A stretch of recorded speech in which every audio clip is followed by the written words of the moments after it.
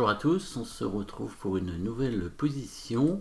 On est plutôt en finale ici, fin du milieu de partie, début de la finale déjà, et une position très au noir, qui est très avantageuse pour les noirs, hein, puisque ils ont leur deux tours sur la deuxième rangée, ça c'est extrêmement puissant en général.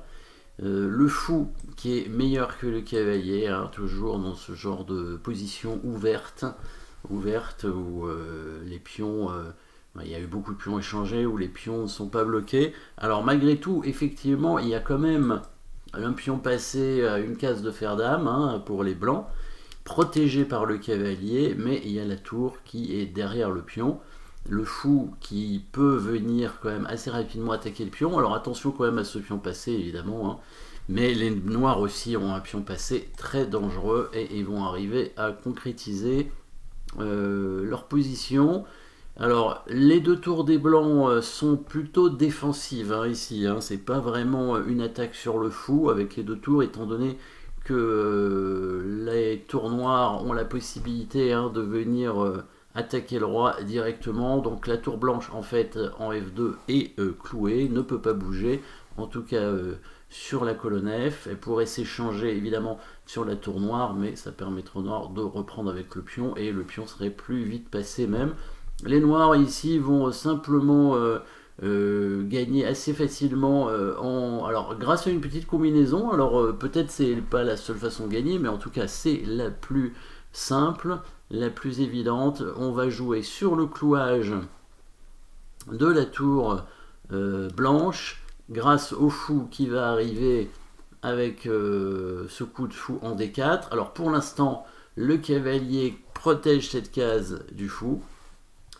Et donc il va falloir dévier tout simplement le cavalier. Donc la combinaison pourra arriver après l'échange des tours pour commencer, pour forcer la tour blanche à reprendre, et après la tour noire qui va finalement prendre le pion de façon à dévier le cavalier. Comme ça, quand le cavalier prend, le fou vient se mettre en D4 pour clouer la tour, et du coup le pion noir ne pourra plus être arrêté. Donc on va voir ça tout simplement, hein. Bon, c'est la meilleure suite quand même pour les noirs, assez nettement. Tour prend pion, tour prend tour, obligatoire. Et là, pour pouvoir amener le fou en D4 pour clouer la tour, hein, là pour l'instant il y a le cavalier qui contrôle, et ben on va dévier le cavalier tout simplement en prenant le pion, sachant que le pion passé des noirs est trop avancé, trop dangereux, hein. Donc si les blancs prennent la tour, on fait ce clouage avec le fou et le cavalier blanc ne peut pas revenir sur le pion. La tour va être prise et il y a même le cavalier attaqué. Donc si les blancs tentent d'arrêter le pion, la seule façon d'arrêter le pion ce serait de ramener le roi en fait. Mais les noirs prennent la tour évidemment, et si le roi revient vers le pion, et les noirs prennent aussi le cavalier. Donc là les noirs prendront toutes les pièces. Si les blancs tentent de ramener leur cavalier pour arrêter le pion, ils n'y arriveront pas, hein. Les noirs vont commencer d'abord par prendre la tour sur échec, et après ils vont pousser le pion. Et le pion donc ira à dame. Il n'y a pas d'autre choix ici pour les blancs. Si les blancs ne prennent pas la tour, évidemment la position est perdante parce que le pion passé est trop dangereux, mais on va quand même regarder un peu la précision ici pour les noirs pour arriver à gagner facilement.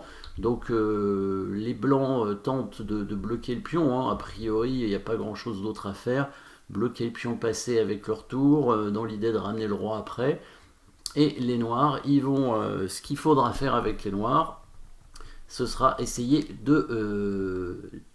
d'enlever, d'échanger ou de dévier, ou de faire partir en tout cas cette tour qui bloque le pion passé, hein. C'est le pion passé qui nous fait gagner, hein, ici, hein, le fou très fort, on voit, hein, qui défend le pion tranquillement, alors que le cavalier blanc maintenant tape un peu dans le vide. La tour noire donc qui va se replacer, voilà le bon coup, hein, ce coup de tour pour permettre l'échange ici avec la tour noire, au moins forcer la tour blanche à bouger pour avancer le pion. Le roi est un peu loin, le cavalier aussi est très loin, on va tenter de ramener le roi quand même. La tour, voilà, vient attaquer la tour blanche, donc si les blancs échangent, bien sûr, le pion prend et le pion ira à dame.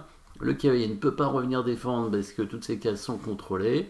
La tour blanche peut bouger. Alors attention à être encore un peu précis ici avec les noirs.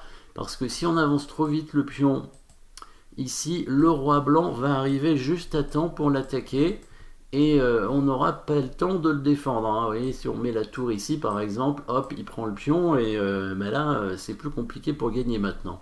Et là, on n'a pas le temps de venir attaquer la tour avec le fou. Par exemple, on avance le pion dans le but de mettre le fou pour attaquer la tour. Le roi blanc fait bien attention, évidemment, à ne pas se mettre sur la diagonale du fou. Se met en D3 pour attaquer le pion. Et du coup, si le fou vient attaquer la tour, le pion est pris. Et là aussi, ça se complique pour gagner, hein, très nettement. Donc là, il faut encore être un peu précis avec les noirs. Pas avancer trop vite ce pion, mais bien tout de suite anticiper l'arrivée du roi blanc et du coup permettre au fou de venir attaquer la tour avant que le pion n'avance, parce que le roi blanc est bloqué par la tour pour l'instant. Donc ne pas avancer le pion trop vite, mais bien avancer ce pion-là plutôt. Voilà, le bon coup hein, qui va permettre au fou de venir attaquer la tour. Ici, les blancs n'ont plus moyen de faire quoi que ce soit, hein, parce que le roi blanc ne peut pas intervenir et le cavalier blanc est toujours trop loin et il ne peut rien faire. Hein. En fait, le cavalier blanc est mal placé hein, par rapport au pion. S'il tente de revenir, hein, le pion évidemment avance. Et s'il revient ici, voilà la tour qui peut tranquillement se déplacer ici avec l'attaque sur le roi. La tour blanche est clouée. Si jamais le roi blanc était venu, on mettrait évidemment le fou en G5 pour attaquer la tour. Hein. Donc la précision ici, hein, le petit coup de pion qui avance en G4, hein, qui nous permet de concrétiser assez rapidement cette position. Donc petite... bon, c'était pas vraiment une combinaison, mais quand même, hein, une déviation avec le sacrifice de tour ici pour permettre au fou de créer un clouage et donc d'amener le pion à dame. Donc plusieurs thèmes tactiques quand même, hein, puisqu'on a le clouage, la déviation et évidemment le pion passé, hein, qui est probablement le thème le plus important ici, puisque c'est lui qui nous permet de gagner. Voilà, merci d'avoir suivi cette petite position et à très bientôt.